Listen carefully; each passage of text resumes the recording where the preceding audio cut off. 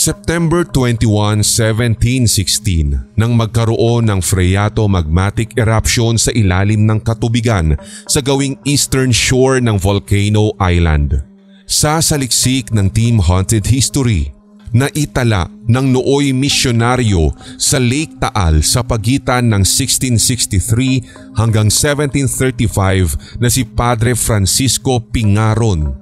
Isinalarawan niya na ang pagsabog na ito ay nagdulot ng malalaking alon na siyang humampas sa kumbento na yari sa bato at lime.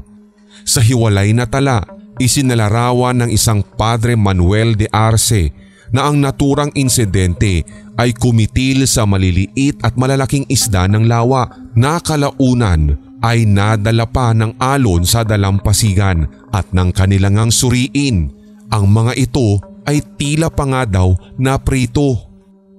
Naitala noong 1709 at 1729 ang magkahiwalay na pagsabog sa binintiang Munti Crater na kung saan ang 1709 incident ay phreato-magmatic.